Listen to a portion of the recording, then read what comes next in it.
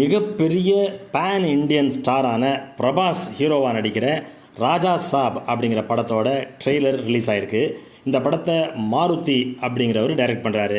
பிரபாஸ் கூட சஞ்சய் தத், மாளவிகா மோகனன், நிதி அகர்வால், ரித்திக் குமார், போமன் இரானி, ஜரீனா வஹாப், சமுத்திரகனி, யோகி பாபு இவங்களாம் நடிக்கிறாங்க. நயன்தாராவும் ஒரு பாட்டில் வந்து ஸ்பெஷல் அப்பியரன்ஸ் பண்ணிட்டு போகிறாங்களாம். இந்த படம் எப்படி தான் இருக்குன்னா, அந்த அரண்மனை, காஞ்சனா இந்த மாதிரி ஒரு ஹாரர் காமெடி மாதிரி இருக்குது. பெரிய பெரிய செட்டு போட்டிருக்காங்க. பட் இன்ட்ரெஸ்டிங்காக இருக்குது படம். அந்த ஸ்பெஷல் எஃபெக்ட்ஸ் எல்லாமே நல்லா செலவு பண்ணியிருக்காங்க. ப்ரொடக்ஷன் வேல்யூ ஃபஸ்ட் கிளாஸாக இருக்குது. பிரபாஸ் வந்து அவருக்கு என்ன குறைச்சல், பிரமாதமாக பின்னுறாரு. அவ்வளோ பிரமாதமான ஒரு ஸ்க்ரீன் ப்ரெசன்ஸு, ஹியூமர், ஆள் அவ்வளோ எனர்ஜெட்டிக்காக இருக்கார்.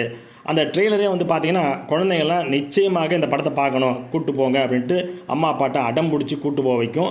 அதனால் ஒரு மிகப்பெரிய ஓப்பனிங் இந்த படத்துக்கு இருக்கும். இது வந்து ஒரு குழந்தைகள் படம் மாதிரி, அதாவது ஒரு ஃபேண்டசி படம் மாதிரி தான் இருக்குது. பட் அவங்க வந்து இதை ஹாரர் அப்படின்னு கிளைம் பண்ணுறாங்க. ஹாரர் ஹியூமர் அப்படிங்கிறாங்க. பிக்கஸ்ட்டு ஹாரர் ஹியூமர் அப்படின்னு அவங்க கிளைம் பண்ணுறாங்க. இந்தியாவிலேயே ஒரு 400 கோடி செலவில் அந்த படத்தை பண்ணியிருக்காங்க. பெரிய அரண்மனை மாதிரி இருக்குது. கதை பார்த்தா புரியுது. என்னென்னா, ஒருத்தன் வந்து அவனுடைய ப்ராப்பர்ட்டி, அந்த அரண்மனை அவனோட ப்ராப்பர்ட்டியாக இருக்கும், அதை கிளைம் பண்ணுறதுக்கு போகிறான். ஏதோ பண கஷ்டத்தில் இருக்கான், அதை கிளைம் பண்ண போகிற மாதிரி இருக்குது.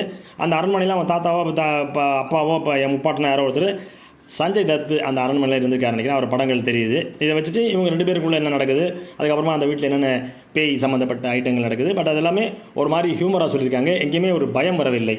அந்த ஹாரர் ஹியூமர் காமெடி ஸ்டைல் இருக்குது இல்லைங்களா, நம்ம இவர் பண்ணது காஞ்சனாவில் நம்ம லாரன்ஸ் இன்ட்ரடியூஸ் பண்ண அந்த ஸ்டைலு, அந்த ஸ்டைல்லேயே இந்த படம் இருக்குது. ஆனால் மிக பிரம்மாண்டமாக இருக்குது படம். அந்த செட்டுக்கிட்டலாம் ரொம்ப பிரம்மாண்டமாக இருக்குது. இது ஷூட்டிங் வந்து காஞ்சிபுரத்தோட பண்ணதாக சொல்கிறாங்க.